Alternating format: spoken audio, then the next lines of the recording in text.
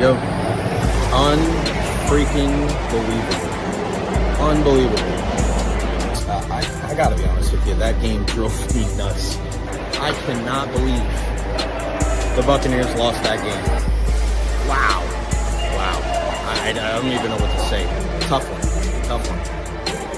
Man, that was an absolute blazer from Cooch, wasn't it? What a crazy game. The Bulls are bowl bound for the third season in a row. An incredible performance. And listen, we know the competition. They did what they had to do. No more silver linings. No more moral victories. It was put up or shut up time. And boy, did they rise to the occasion.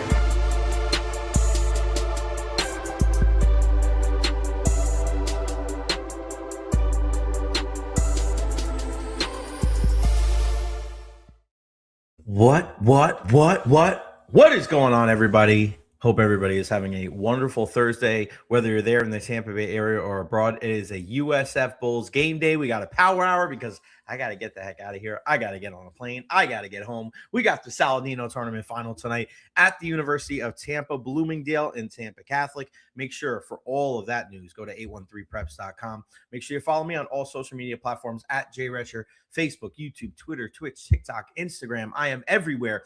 Like and subscribe as well. Couldn't do this without you. A big thank you to Honest Hammer Custom Builders, LLC, as well as Evara Health. You guys are the best. Our Evara Health Injury Report with Dr. Carlos Rodriguez today at 12:30.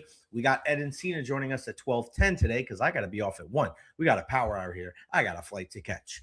Steve Garner needs to start charging you rent. Yes, well, he's got some little ones. Sick, so I haven't been able to see Steve outside of the one day when I first got here. But a big thank you to David Terry, our guy. Unbelievable, man. Thank you so freaking much with the $10 super chat. That's the only way we're going to keep this thing rolling, guys, is with the super chats and the partners. So please, whatever you can do, $1, $2, $5, $10, $20, every little bit helps on the super chat. Please do what you can. We got about 15 minutes left if you want to join in on the challenge. The Recher Podcast Challenge. We want you in. We want you in. Let's see. I think we got about, we got 12:15. Brackets are going to lock in 12 minutes. 12 minutes. We have 77. I'm looking for 100. I wanted 20. I got 77. Come on. Let your peoples know. We're trying to get more people in this thing. There's the link right there in the chat. Boom. Just click on that link. The password is pancake if you need one. If not, no big deal. Let your mom, your dad, your brother, and your sister know. We're trying to get up to 100. We got about 12 minutes left. Let's see if we can get to at least 80. But some really, really good stuff today. You guys want something to fire you up? How about this right here? This is Joey Johnston. These are the Bulls leaving the hotel for their game today against Louisville up there in Buffalo. The great Joey Johnston, who joined us on the program the other day. This should get you fired up for game day right here. Hold on.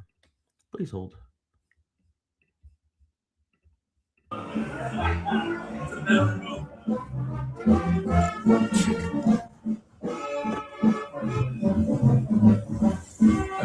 Good reading, dude. Yeah. I did. You said if we're on snacks, I get rid of it.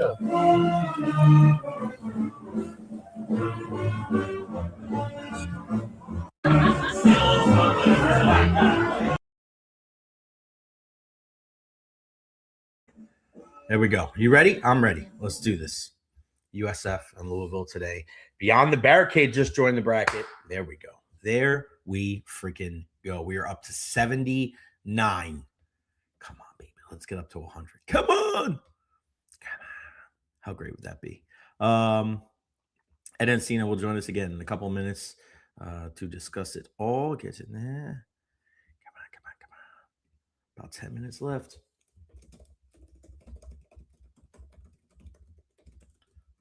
Let's get to 100. All right. Doc joins us at 12:30, Ed at 12:10. Shannon Encina, she's ready for the Gators there in Tampa.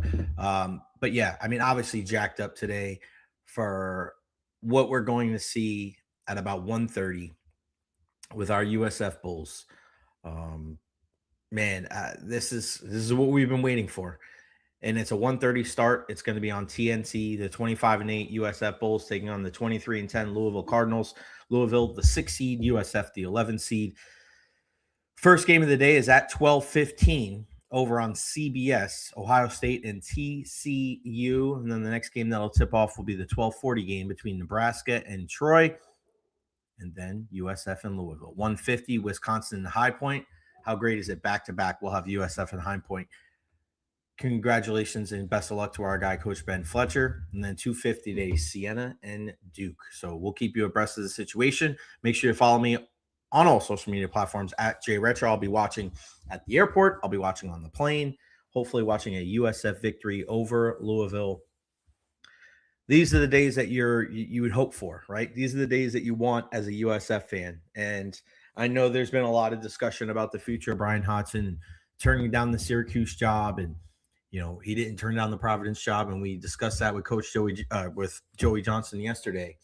But these are the times you just got to enjoy it. You got to enjoy it. And there's more and more people thinking that USF is going to take this one home. You got Michael Brown that's not going to be in there, the best player for Louisville. He may not be, quote unquote, the most consistent or the highest scorer, but who cares, man? He's one of the best players on their team, if not the best player on the team. So he's not in there. I know it was kind of weird the other day or yesterday. He was shooting, so people were wondering if they were kind of playing the old okie doke on Coach Brian Hodgson there. We'll find out, regardless of who plays on the court.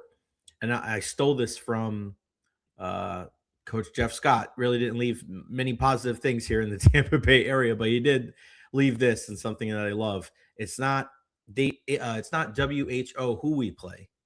It's how we play, HOW. And I like that. It doesn't matter who's across from you. Go on out there and do your thing. And I got confidence in USF today. They're ready to roll. There's a certain level of, confidence that they have. It's not coming across as cockiness. They believe in themselves. And they've prepared all year long for this moment now. And we heard this from Coach Brian Hodgson right here on the Jay Recher podcast. Our goal is to peak at the end of February and in March. And that's what we're seeing right now. They're playing some of their best basketball. And I think that they still have another level to get to. If they get to another level, I think they win today. And you imagine them playing Michigan State, the winner of Michigan State and North Dakota State. We don't want to put anything past North Dakota State, but you're likely to play Michigan State on Saturday. Can you imagine that? Incredible. But we shall see. It's an exciting time. March Madness. This is one of the best sports days of the year, because once 12:15 happens, the madness ensues, and there's sports on. No, it's just all freaking day long. And of course, we've got that. We've got the Lightning in action tonight in Vancouver, a 10 o'clock start. It's going to be a late one, ladies and gentlemen. It is going to be a late one. Let's see if the Lightning can make it 2 in a row on this West Coast trip, on this road trip, going north of the border now against the Canucks. And, they still have some things they need to figure out. We're going to talk about that with Ed here in a minute. But, very exciting day. As soon as I get home, or as soon as I get back to Florida, picking up mom and dad, we're going to the Saladino tournament final between Bloomingdale and Tampa Catholic. And we had Tampa Catholic head coach Paulie Russo on a couple of weeks ago, and incredible comeback again last night in their victory over Sickles. This is a team that there's just something special about them. There really is. And you look at Bloomingdale trying to go belly to belly, back to back, 2 years in a row after beating Strawberry Crest last year. And my pal Eric Beatty, Coach Wilkin and Bloomingdale, man, one of the best teams. You could argue that they're the best public school team in the Tampa Bay area right now. It's tough to say that they're not. Some incredible pitchers. It's going to be a battle tonight, and there's going to be a ton of alumni out there for Tampa Catholic. That place at the Birdcage right there is going to be rocking. So make sure if you are there, come out, say hello. I'll be with my mom and dad, and hopefully it'll be a really good game. Best of luck to the Bulls and the Crusaders. I cannot wait. This is going to be a great freaking day for sports in the Tampa Bay area and abroad. But all eyes right now on USF basketball as they take on Louisville at 1:15 today. Guys, make sure you follow me on all social media platforms at Jay Recher. We have so many great things from the last couple of days. How USF has been dealing with the outside noise. We had this conversation with Joey Johnston live from the arena there in Buffalo. How about the story with Jim Lighthall about the bus that they took that had a sticker that said "Love Wins"?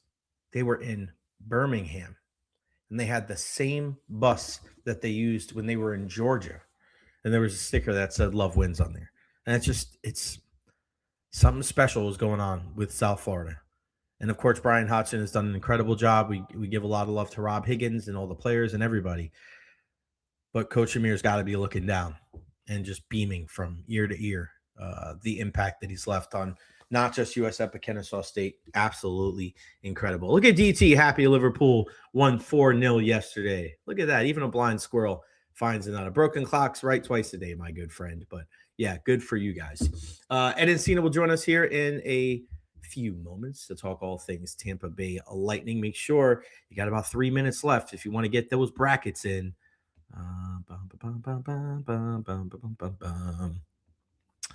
We are at right now 79. Looks like we're going to end at 79. I got no problem with 79. My goal was 20. We had 79 people. Maybe we can get over 80 in the next couple of minutes. We shall see.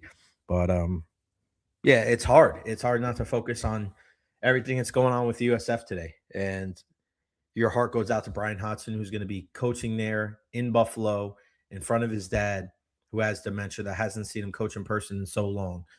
This is a very special day. And sometimes it's just bigger than sports. It's bigger than basketball. And today is one of those days when you hearken the names of Amir Abdur-Rahim, and when you talk about Brian Hodgson and his dad and his entire journey, growing up, being adopted, and it's just incredible. There is no better story than USF.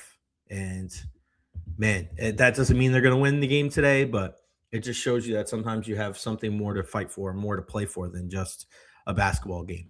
And let's not forget, Valspar team off today as well either. Okay, what a freaking week. I'll be at Valspar tomorrow morning with my parents. We're going to be up bright and early tomorrow morning. Right now, as we speak on the leaderboard, is this Soon JM 8 under? Wow. Through 12. Brent Snedeker at 5 under in second. Wow, really good stuff. Round 1 in progress. You can catch that on NBC, ESPN Plus, Golf Channel, and a Peacock. So, yeah, wow. We're going to be up early tomorrow. We're going to be ready to roll. Ready for you, buddy. Ready for my guy, Eddie. Ready for Eddie. There you go. Yeah, so Valspar tomorrow morning, we like to get out there bright and early. We'll be right around the 8th green, and then Sunday, the 18th green. If you don't see us at the 8th green tomorrow, because we like to get there early, real early, we're going to go visit USF and Coach Bradley, USF men's golf coach. And mom and dad just landed safely in Tampa. All right, good. So we're ready to roll. We are ready to roll. Go Bulls, go Valspar. Everybody, man. What a week. Heard some news from the race today. It looks like Taylor Walls is going to start the year on the IL with an oblique injury. And listen, one of the premier defenders, not just for the Tampa Bay Rays, but in the entire major leagues. But again, I feel like the Rays, they're too cautious sometimes with their players, and they're worried about these guys marinating and just being so fine and perfect. And get Carson Williams up there. This is the guy that needs to be your starting shortstop. This is the guy that needs to be one of your leaders, like starting now. What are we waiting for? Let's roll. So we'll see what that does. It mean to somebody else go play there? Do they go out and get a veteran shortstop so they don't have to make that decision and put Carson Williams as a starting shortstop opening day? I hope so. I hope he is a shortstop on opening day. Enough with the clocks. Enough with the kind of just taking too cautious of approach with these guys. You haven't won jack shit the last 2 years. Go out there and make a bold move. Go out there and plant your flag into the ground. And that's what we want to see. I want to see more courage. I want to see more boldness when it comes to our teams here locally, right? I mean, you see that with certain people putting themselves out there. You hear for Wes Enos from USF. Yeah, we feel like we're the better team. Go out there and believe in yourself. Believe that you're going to win. this like, oh, I don't know, this kind of half-ass approach. You're tiptoeing into competitiveness. Like, that's not good. Who wants that? If it doesn't seem like you believe in yourself, why should everybody else believe in you? The Rays need to carry that momentum from the World Baseball Classic into this regular season. We saw Randy Arozarena do that a couple of years ago. After his stellar performance from Mexico, had a really great start to the season for the Rays. You're hoping that Junior Caminero can do that same thing for Tampa Bay. Jonathan Aranda had a pretty good tournament. Let's hope that those guys that got that action, that were able to play at a high level early on, can carry that over to the regular season. Now, we know in certain sports the momentum doesn't necessarily matter because you're only as good as, your next day starting pitcher. And, if you run into a hot goalie, it doesn't matter how good your hockey team is. But I feel like at times with basketball, you can kind of build momentum. And I think that's what you've seen from USF is, incredible play down the stretch. You saw how they were able to take care of business in two completely different games in the American Conference Tournament, beating Charlotte in the semifinals in more of a high-scoring affair. And then the next contest against Wichita State, where it was a little bit more of a knockdown, drag-out, defensive battle. And even when shots weren't falling. That's why I like USF in this type of survive and advance format. We speak about this a lot with teams, and I think this is what sets apart the good from the great from the champions. And I think we've used this when it comes to the Tampa Bay Lightning over the years, is you have to be able to win games different ways. You have to be able to win a high-scoring affair. You have to be able to win a pitcher's duel, for lack of a better term. And we've seen the best Lightning teams can win 6-5, but they can also shut it down and win 1-0, 2-1. That's why I want to see what they do Saturday night against the Edmonton Oilers. USF now, we've seen that. We've seen that they can win the close game. We can see that they've won the high-scoring game, and that'll help them come tournament time. All right, let's bring him in. Our good pal, Eduardo. Eddie Encina, what's going on, buddy? How are you? How we doing, buddy? I'm good, man. Yourself? Good. What's new in your world? I don't know. Same old stuff? You're the last real oos, buddy. You ready? How are you excited for the WrestleMania build or what? Yeah, let's get there. I feel like it's like it takes too long, It does, man. I feel like they just kind of set themselves up for failure, just focusing on build. It's craziness. Are you guys locked into the NCAA tournament over there? Ooh, we're late on that one. Like, we got to get the 4-box up and everything, Come on, bud. You got to get in there, bud. 12:15, first game started. 12:15? Is that when's right now, right? Yeah, but you're coming in hot today, buddy. 1:30 USF. That's why we appreciate you coming on early today. I got to catch a flight today. Lightning looking to extend their one-game winning streak up in Vancouver today against the Canucks. What was your big takeaway from that game the other night against the Seattle Kraken? Well, first off, you can take the panic button. You can throw it away. There you go. Take it and throw it away, baby. Well, listen, like when teams are struggling like the Lightning were, we hear all the cliches about playing simple and getting the puck deep and the forecheck. But I honestly think it was one of their best games of the year, top to bottom. I think that, they got back to, I don't want to say like all those cliche things, but they were playing on their toes. And I know that's been used a lot, unlike most games we've seen them play recently. It was a lot like, that streak, that 21-1 streak that we saw. And to be honest, and this is the way I kind of wrote my story the other night, is that, in a lot of ways, your leaders and your veterans and your star players lead the way. And the way, those top 6 forwards played, and especially, the thing I think back on is, one, that great goal that Gonsalves scores and how it's created, pressure on the blue line, creating a turnover, and just relentless puck pursuit. And then the second goal by Kucherov, where Kucherov basically just, plays that forecheck the way we know he can. And that's the reason I think that he's on that line with Hagel and Cirelli, to kind of bring that out of him. And when you look at Kucherov's numbers, I know we're talking a lot about, the point totals and everything he's done in the last, 45 games or so. That's pretty much, unprecedented for the past, 40 years or so, 30 years, whatever it is. I think the way that he's playing on the forecheck, his two-way game, I think this might be the best version of Kucherov we've seen in that aspect, even throughout the past 3 years as he's led, or the past couple of years as he's led the league in scoring. So I think as this team goes, they look to guys like Kucherov to set that tone, and he did it. And, we talk about the hat trick, we talk about 5-point games, but I was really more impressed with the way that he was really, relentless on the forecheck and causing turnovers and not committing them. I'm one that thinks a lot about, we always talk about how Kucherov turns over the puck, but it's one of those things where the puck's on his stick so much, and the way he plays, he's prone to do that. But the way he was playing the other night, that was tone setting in many ways. Do you think he's the favorite for the MVP right now? I always talk about this stuff. I say I'm biased because there's no way that I see someone play as much as I see him play. Obviously, he's been my Hart Trophy vote for the last 2 years, and I don't see a situation where he's not this year, just because I think this might be his best year out of those three, just because all the injuries that this team's dealt with, and the way that just the pace that he's been on for the past, averaging more than 2 points a game basically for the past, 45 games or so. So more 3-point games than 0-point games. How crazy is that? Yeah, I mean, that's insane. And this is on a team that has tons of talent, right? But everything goes through him.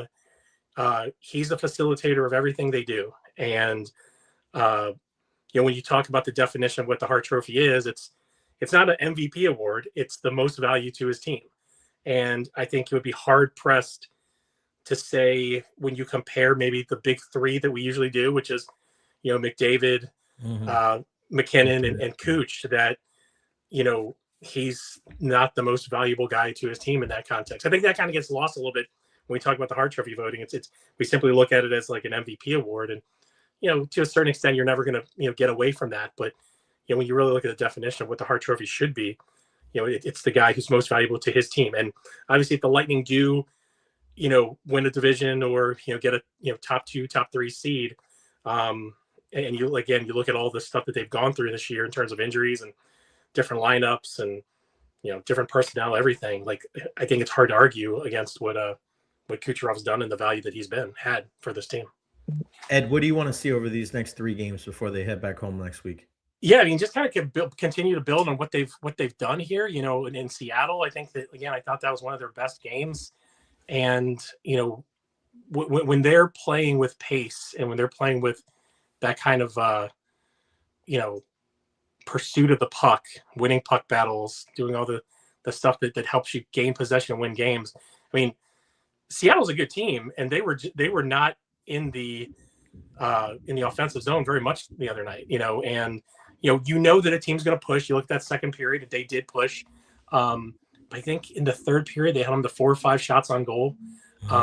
So stuff like that, it's hard to, we always talk about 60-minute games, and it's hard to really do that because the teams are going to push, but that start that they had, the start that they really haven't had over the past, coming out of the break, they've been falling behind in games a lot. And so getting those 2 goals and getting that lead was huge. And then finishing them off, I think when you look at that streak that they were on, that's really what they did. Teams are going to push. This is the NHL. You're not going to play. It's really, really hard to play a full 60 minutes of dominant hockey.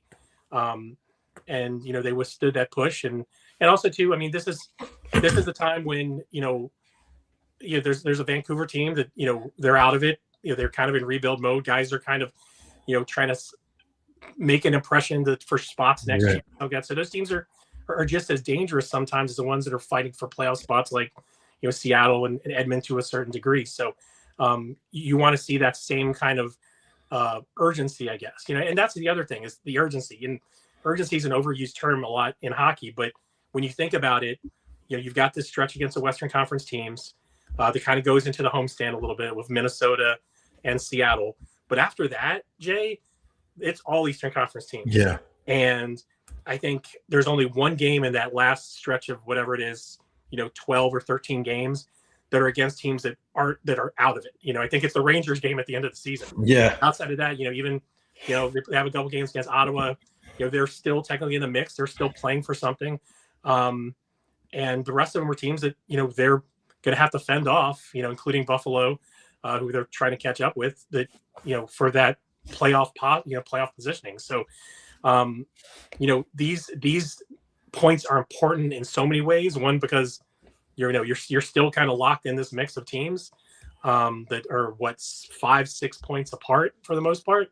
But then, you need these points because then you're going to get them some head-to-heads that really do matter, even more. So I think I wrote it the other day, is kind of going into this road trip is, you almost want to have that mentality that the playoffs are already starting right now, because you are really kind of playing for that seeding. It's not this thing where, and it's the seeding's going to be different because the teams are so locked up, and it's not a situation where, like a couple of years ago, like, do you want to avoid the Florida Panthers? Do you want to, all these teams are, teams that are dangerous. We don't know what Montreal is. They're just as dangerous as Detroit. And then there's teams like Columbus, which I would hate to see the Lightning play. In the first round. If they are able to get in. So I would say the sense of urgency, getting back to getting those leads and building on it and closing them out. And I think if they do that, they'll come out with however many points they want out of this trip. A good 7 or 8 points out of it. Or what was it? No. 6, 7, 8 points out of this trip, 6, 7. You got that right, buddy. We know what they are right now, but what do you think the 3 best D pairings are for the Lightning going forward? Well, I still think Mosier Radish, right? Mm-hmm. I think you kind of start there. I think, thinking backwards here, you just got to kind of figure out who's the best partner for Victor. And I think him and Chernak played pretty well the other night.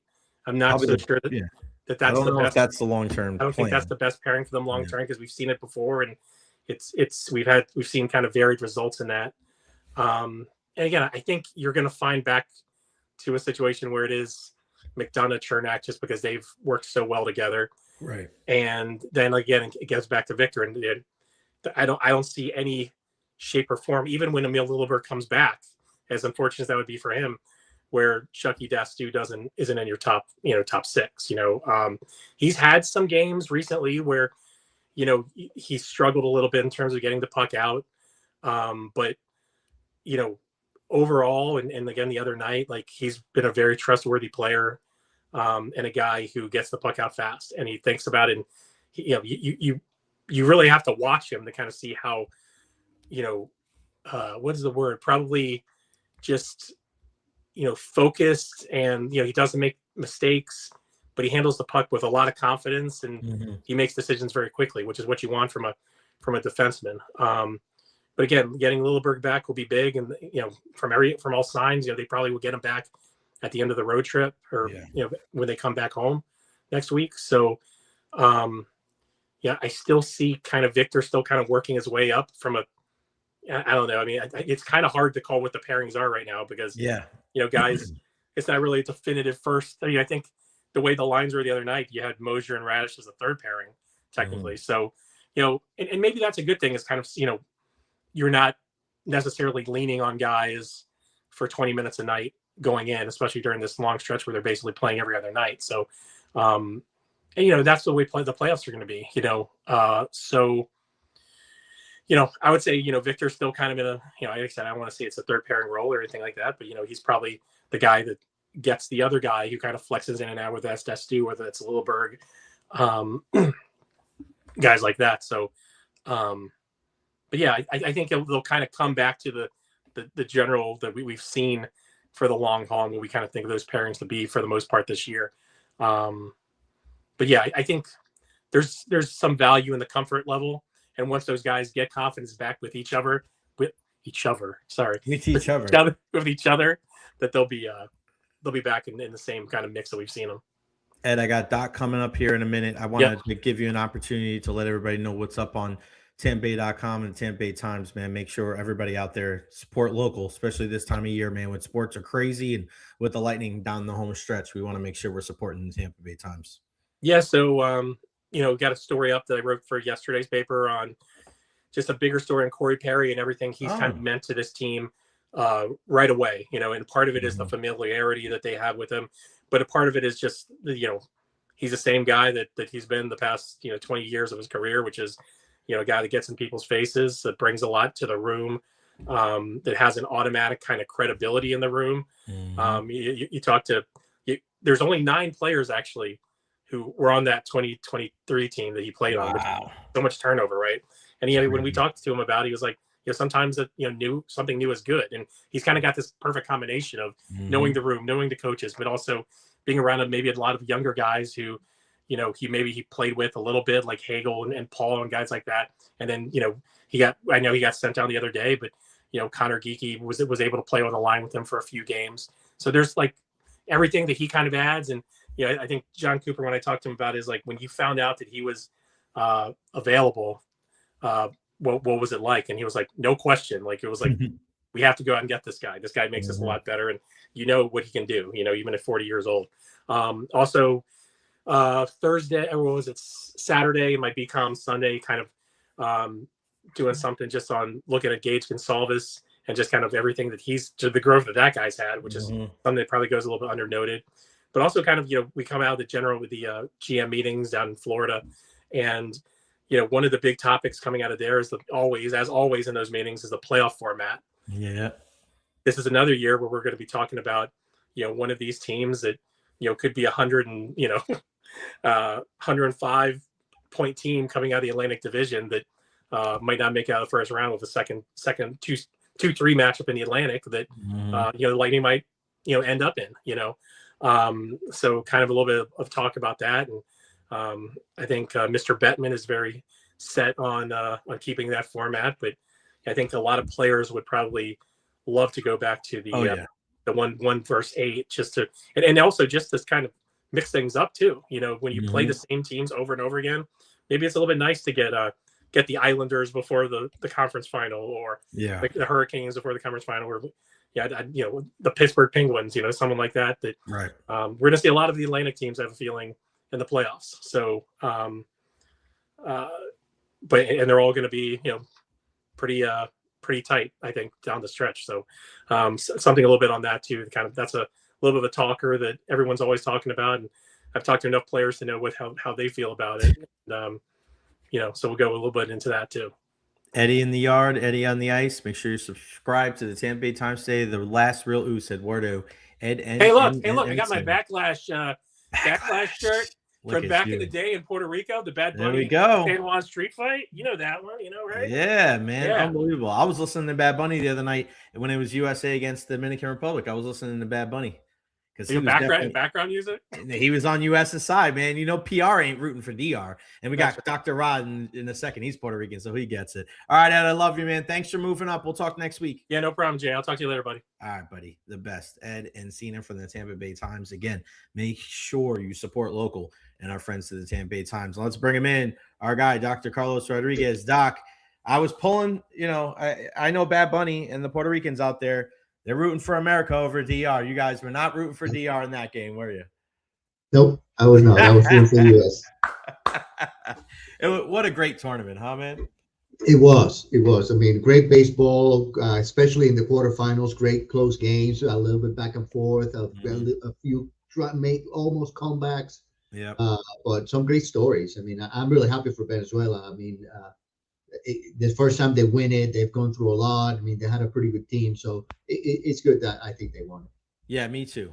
You can see how much it meant to Eugenio Suarez and Miguel Cabrera and all those guys. And Venezuela, we know, a socialist country that's dealt with a lot over the years, and for this is really their main source of pride is the baseball players that come out of that country. So I feel so good for them, no doubt about it. Doc, what this Max Crosby story? Right. I mean, we're unpacking a little bit now that we've and we've heard him talk. Like, what can you tell us from the medical side of this entire thing? It's just so funky, man. Yeah. So we talked about it last week. So he had meniscus surgery. So again, the specific of what exactly was done is what we don't know. The fact that he is practicing, he's throwing, he's on track, makes us think that what he had was a meniscus, basically a partial meniscectomy, which is we just shave what was torn, not actual meniscal repair, which is much longer time period to recover usually 5 to 6 months. So I think the problem was timing. He is still in the recovery process. He's not fully 100% at the time of this trade between the Raiders and Baltimore. So I think Baltimore is just a little leery about, is he going to be 100%? So they back out. But according to everything, he's on track in his recovery process. Right. So he's about almost 10 weeks out from surgery, 10, 11 weeks or so. So that's right on track to where he should be at as far as recovery. Usually most people after having partial meniscectomy at about this time frame is where they're getting ready to be 100% out. So timeline-wise, he's good. I just think that the trade happened at the wrong time for for Baltimore to be comfortable taking it. Well, and I think that's kind of the next layer of it's tough to speculate, but a lot of people are saying that Baltimore was kind of being shady in this process. And regardless of whether we disagree or agree with that, my question to you, Doc, as a medical professional is, don't they know? Like, wouldn't they know that, right? Like, wouldn't they know what this surgery was going to entail and what his recovery process is like? Because it's not like it's, wow, we discovered something new. So again, not trying to put you in the position of the Ravens, but there's a lot of people out there that thought it was very shady. And from what you said, like, it doesn't seem like anything out of the ordinary. Like, they didn't find this out. Like, you would think they did their due diligence beforehand, right? Right. So the thing is, I mean, how much did the Raiders disclose as far as what was the procedure that was done to the Ravens? If the Ravens want more information on what the actual procedure was, do they want to know, well, how much meniscus was taken out? Were there any other injuries inside the knee? And you're not giving us all the information that we want, so we're not going to go on the trade because you're telling us, oh, it's just a small meniscus surgery, but we just want to know exactly the details. And of course, because of HIPAA regulations and disclosures, I mean, both the players, Crosby, as well as the Raiders, they don't have to disclose full details unless there's consent to do so from Crosby. So was there something where where Baltimore's asking for a lot more details and information on the specific status of that knee as to maybe how much meniscus was taken out? How badly was that meniscus hurt? Was it a small tear? Was it a large tear? And did the Raiders and Crosby go, well, we're not ready to disclose all the details, which then makes it leery then for the Baltimore to go, well, then we'll take it. So I think there's the devil is in the details. How much was being disclosed? How much detail did the Ravens want on the surgery? Of course, Crosby will say, I'm on track, everything is fine. But maybe the Ravens wanted a little more details on what exactly the status of the knee is, how much meniscus is left behind, what's the status of this knee going forward, because they want to predict how good this guy is going to be on the field. What are the odds that he's going to play maybe half a season and then his knee's going to be shot? Obviously, the big story here locally today, USF playing in March Madness today, and I forgot to put this on the list, Doc, and I did some research on it. We don't really know the full injury, but Louisville is going to be without their star freshman Michael Brown with a back injury.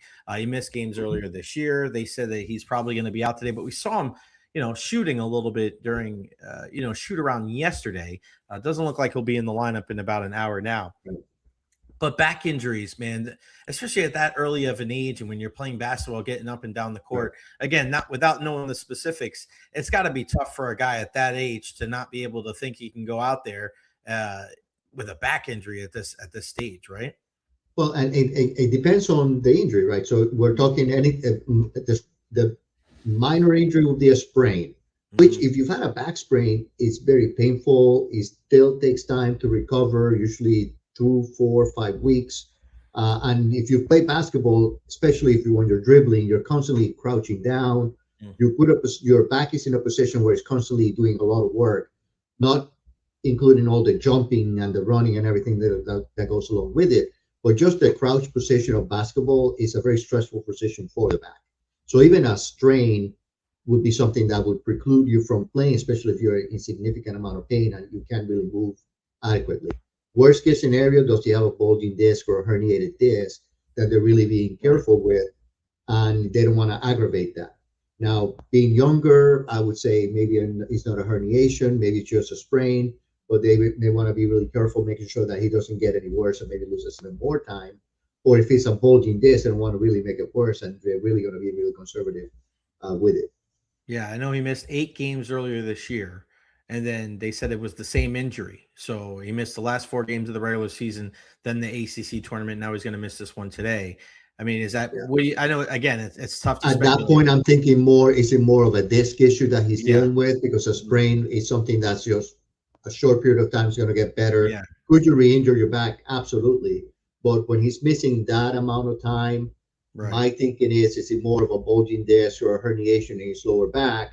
And it's pretty significant. It's causing him a lot of symptoms, and it could potentially get aggravated playing and cause further consequences and maybe even lead to surgery. Where most bulging discs or minor herniations without significant nerve compromise heal without surgery. You just got to give it time, anywhere from 6 to 9 months for them to heal up. How does something like I had a herniated disc one time. I was actually in a wrestling match where a guy went to slam me, and instead of doing the full slam, he did like a little backbreaker on my knee, and I knew it right away. My back was, and it hurt for a while. Yeah. But obviously, like cause effect. I knew that's how it happened. Right. Does it happen on a herniated disc like that on contact, or is it something that can just like No. what would cause that? Yeah, most herniations happen through basically straining or force. Okay, So it's usually not an impact. Impact may create fractures, may create injuries to the muscles, ligaments. Can it cause herniations? It depends if there was a big flexion or extension that happened to the back with it. Then yes, you can have an associated disc injury like with my back was like injuries. this. Big extent, right? But most herniations happen through straining, coughing, sneezing, lifting something heavy. Okay. That's where most herniations in the lower back occur. Unbelievable. And speaking of back injuries, Tiger Woods, our guy. I mean, this is a guy that, we saw many years ago at the Valspar, and I just had my good pal Bob Herrick on yesterday from Sports Illustrated, and he was talking about Tiger Woods, and there was just so many injuries with his leg, with his back, and he's talking about trying to make it back for the Masters. Golf is one of those where it's you have to be so fine, and your core has to be so strong, right, Doc? Like he has got to be going through some incredible rehabilitation to give him an opportunity to play, right? I mean, it's insane. I mean, he's got what I would say is a lot of the worst injuries for golf. He's got the lower leg injury back in 2021 that I'm pretty sure he's still having some recovery from that because it was a significant injury to his lower leg. And you'll know, even from baseball, when you're pitching or you're throwing, everything starts from the ground up, right? It's all a built-up process from ground force all the way through your core to be able to rotate and create the power of a golf swing or the power of a throwing from the mount. So he's got the lower leg injury, and now he's got the back injury too. So the surgery in 2025 that he had in October. So he's still in the recovery process from that. I mean, that was just 5 months ago, or 4 months. Yeah, about 5 months ago. Yeah. So that's still a big surgery to recover from on your back, and then the rehabilitation, everything else that comes with that. So I know he's trying to make the Masters in April. It's a tough road, which is basically within 6 months trying to go from having back surgery, recovering from a leg issue, and now trying to swing a golf club in a competitive way, as we know Tiger would like to. So I'm doubtful that he will be there for the Masters. And if he is, I think he's going to be struggling. Yeah, it's kind of wild. Like you're playing and you got to compete, and then you have to walk the course, right? So it's not like you're taking a golf cart, which is nuts. I'm watching LeBron play last night in his 40s, and just absolutely incredible on the floor. And the only way he's able to do that is by taking care of his body. And it's a marvel. I've never been a big LeBron fan as a kid to grow up a Knicks fan. But for him to be able to do it at his age is just absolutely incredible. And you look at some of the younger stars, and you look at a guy like Giannis Antetokounmpo, the Greek freak from Milwaukee. He seems like he wants to play, but the team looks like they want to kind of shut him down. In your experience, when you see the players, like how does that go when it seems like a lot of times the teams want the guy to play, right? You're there and you're as a team physician, and you're like, hey, a lot of times your job is to say yes. But in situations like this, where maybe there's like a long-term play, how difficult is that discussion between the team and the player? It can be. I mean, and I would say actually, also physicians are actually erring on the side of caution, and we're actually the ones saying no, give it a little more time, give it a little more time. You're not ready yet. A young player, I mean, they're going to be out. They say, I'm fine. I have very little pain. I have no issues. I want to go back. I think older players, veteran players, are a little more mindful about the longevity of the career and how many more years I have. So they tend to agree with the physicians more when it comes to sitting out from an injury, unless it's say playoff time. Right. But the younger guys are gung ho. They really want to go because they haven't really had a major issue, and they're looking at, oh, I'm young, I can recover fast, I can go out there. And then it's really up to us on the medical side to say, hey, you're not ready, quite ready yet. Coaches, of course, want the players out there. Management always wants the players out there playing. So it's really the medical side that's kind of in the middle, trying to analyze, is it ready for play? Is it okay to go, or do we need a little more time? And you have to isolate yourself from the hoopla of where we are in the positions. Is it going to be, is it a big game? Is it the playoff? You're still going to be objective when you're making your medical decisions. There's a little flexibility again when it comes to a big game 7, or it comes to a big playoff or Super Bowl or the World Series. There may be a little bit of leeway there. But for the most part, I think you try to be on the conservative side and try to give it enough time to recover. So in the case of Giannis, who's dealing with a knee hyperextension with bone bruising, so the hyperextension itself will lead to maybe compression in the front of the knee. There's a fat pad there right underneath your patellar tendon that can get compressed and can become quite painful. Yeah. It just takes time for that pain to go away. But on top of that, he's got a bone bruise, which is a little more concerning, because you really don't want that bone bruise to become a stress fracture or a stress injury if he goes back too soon. So typically 1 to 3 weeks is the period of time where I would keep someone out with a hyperextension and the bone bruise. But the bone bruise, more than anything, is what's going to keep you out the longer term. If it's just a hyperextension, maybe a week would be fine. But with the bone bruise, maybe looking for 2-3 weeks time to allow it to heal, allow it to recover, and maybe some imaging like an MRI to follow up, making sure that that bone is healthy. Doc, Lightning back in action tonight in Vancouver against the Canucks. They play in Edmonton on Saturday against the Oilers, and they will not see one of the best players in the world in Leon Draisaitl. They announced that he's going to be shut down for the regular season. What do we know about his injury, and do you think he'll be ready to go, and how close to 100% will he be for the playoffs? So he's dealing with what they report as a lower body injury. So is it a back? Is it a hip? Is it a knee? I always go back to the Braden Point type injuries in MCL. Was it a knee sprain? Was it a hip pointer? Was it a hip flexor injury? And I think because the Oilers are on a playoff run, they really want to be conservative. They really want to say, you know what, we're pretty comfortable, but we're going to make the playoffs. Right. So let's just keep him down, just practice, let him heal up. So that way he's ready for the playoff when it really means for him to be on the ice. Rather than right in the regular season, it may not mean as much. And the problem is you put him in now and he gets hurt or the injury worsens. Now not only use him for the rest of the season, he's lost for the playoffs. So I think they're just trying to be very conservative with whatever type of injury he has. It's a lower extremity, whether it's a sprain, which likely could be an ankle, a knee, or a hip type injury. And then just trying to save him for the postseason. Looks like Garrett Cole back on the mound the other day for the Yankees after missing an entire year. What do we know about him? Because I look at all these injuries and it seems like the timelines are getting shorter and shorter. We've seen Jason Tatum come back from the Achilles injuries, but man, those Tommy John injuries and those arm injuries still seem to be, pretty lengthy. A guy's going to pretty much miss the entire year. What do we know about his recovery process? I want to ask you about him, and then I want to ask you about a fellow Puerto Rican in yourself, on Jose Barrios, because one of my favorite guys to watch pitch, but unfortunately, it doesn't look too good for him with the Jays. What do we know about those two guys in the AL East? So I think the reason why you're seeing a lot of pitchers maybe come back a little sooner now after Tommy John surgery is because we've changed the way we're approaching Tommy John surgery. Mm-hmm. So before we did a reconstruction. So the ligament was rebuilt, whether it was with a tendon or another piece of ligament. And the recovery process when you're looking at a ligament reconstruction is lengthier. The procedure that Garrett had, and it's the procedure now preferred when it comes to baseball and UCL injuries, is a UCL repair with internal bracing. And internal bracing is the interesting part of it.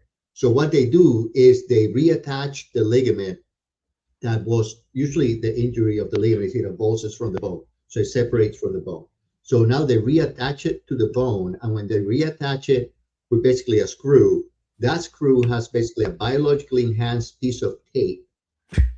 So it's that is dipped in collagen. So it's basically say a piece of cloth that is being biologically engineered to now lay on top of the ligament, attached with another screw on the other end of the ligament.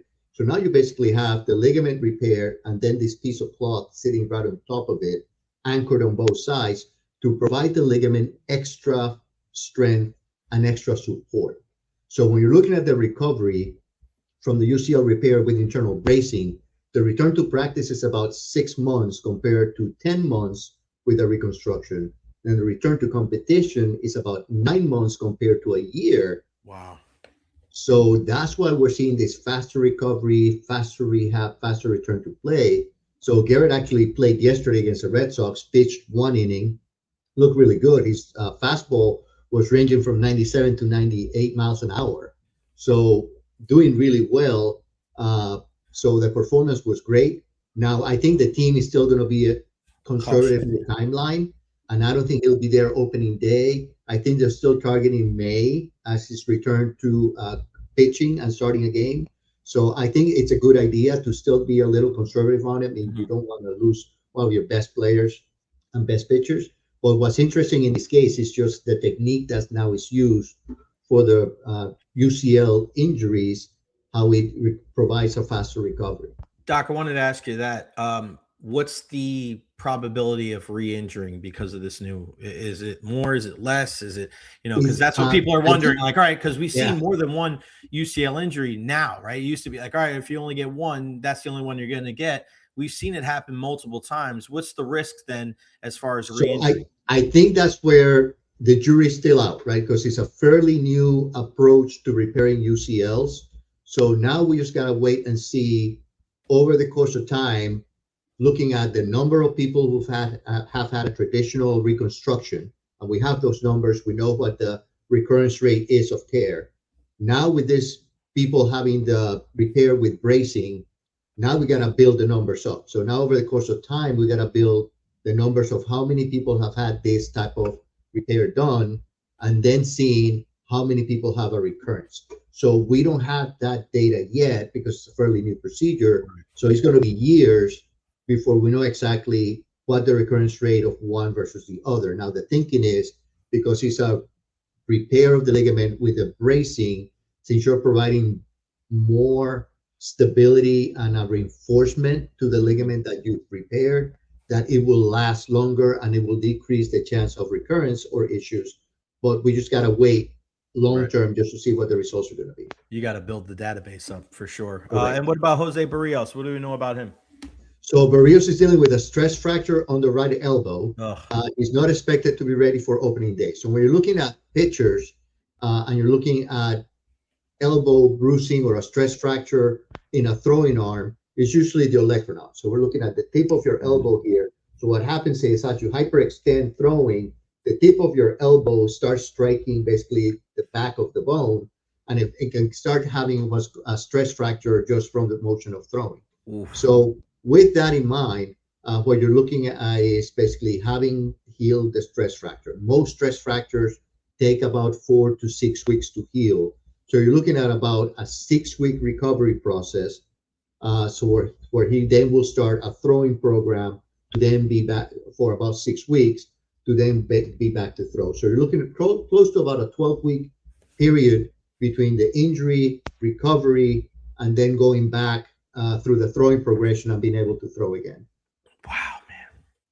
It's incredible, man. I mean, the throwing is just, it's another level, man. Baseball players and baseball pitchers. There's a lot of stress forces that happen in a throwing motion, from the stress injury of the inside of the elbow, everything being opened up, to the collapse and everything on the pressure on the outside of the arm. And that all happens in what we call the late cock-up phase of throwing, to then the shoulder issues that can happen, rotator cuff issues, labral issues, just from the motion then of the shoulder on the release and the follow-through, plus the olecranon stress that happens on impact as the elbow basically hyperextends when you throw the ball. So there's quite a lot of things that can go wrong and happen over the course of time because of the constant stress that happens at the shoulder, the elbow. And we talk about little league issues that happen at the shoulder and the elbow.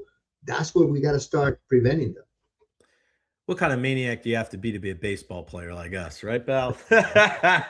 Dr. Carlos Rodriguez, EverHealth Injury Report every Thursday at 12:30. Make sure you go to everhealth.org. 17 different locations in Pinellas County, including the High Point one where Doc is at. Doc, you're the man. I appreciate you, brother. Enjoy this weekend, and we'll talk to you next week. You're the man. Sounds good. Thank you. Appreciate it. Thank you, pal. The great Dr. Carlos Rodriguez. He is on point as always. Beautiful thing. Just like a beautiful thing is our USF Bulls going to be playing today. Joe Brennan in the house.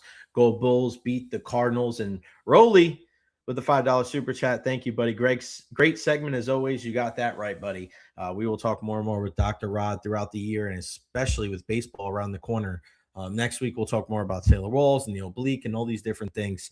Only on for an hour today, guys, because I got to catch a flight. I'm leaving North Carolina. I'm heading back to Tampa. And, I'll be touching down about 5:15, 5:20, going to pick up the parents and then head over to the University of Tampa for the Saladino final tonight. Cannot wait for that. Gosh, I'm so excited for this basketball game. One of the most, I think, anticipated games in USF history, because not just the fact that they're in it, but I think that because a lot of people think that they can win it. That's the great thing about it. I'm so confident in this team. So far, 2 games have tipped off. We know that TCU is over Ohio State 31-24 with about 2:28 left in the first. And then Troy and Nebraska with 12:21 left in the first. The Huskers are the 12-10 lead there. Next game to tip off is your USF Bulls against the Louisville Cardinals. Again, they're 25-8. Cardinals 23-10. The 6 seed Louisville against the 11 seed USF on TNT up there in Buffalo at 1:30. Next game after that is Wisconsin and the High Point at 1:50, and then Duke and Siena at 2:50. Are you fired up? Are you as fired up right now as I am? I cannot wait. And I just hope that we can see the real Bulls, the real USF team. CJ Hall checking in from Buffalo. He's there. Go support our Bulls, brother. Take a lot of pictures. Tag us on social media.